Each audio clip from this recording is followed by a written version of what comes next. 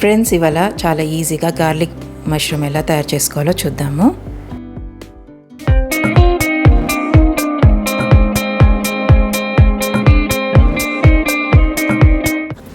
Garlic మష్రూమ్కి మనకు కావాల్సింది butter అండి. కానీ వీడియోలో మీకు చూపిస్తున్నట్టుగా బటర్ క్వాంటిటీ చాలా ఎక్కువైంది. నేను తర్వాత మళ్ళీ తీసేసానండి. సో బటర్లో మనం 10 to 15 గార్లిక్ని సన్నగా చాప్ చేసుకొని వేసుకోవాలి. అది లైట్ బ్రౌన్ వచ్చేంత వరకు ఫ్రై చేసుకోవాలండి. దాని తర్వాత ఒక 1/2 kg మష్రూమ్స్ మంచిగా క్లీన్ చేసుకొని మధ్యలోకి కట్ చేసుకొని వేసుకోవాలి. అది కాసేపు ఒక 5 minutes మనం ఫ్రై చేసుకోవాలండి మూత పెట్టుకొని.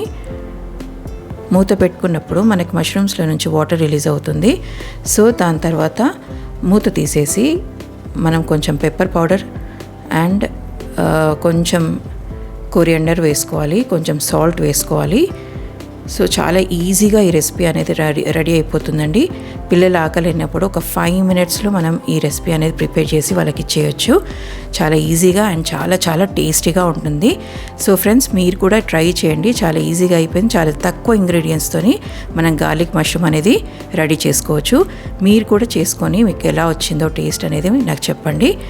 సో మళ్ళీ ఒక మంచి వీడియోతో మళ్ళీ కలుస్తాను. Bye friends.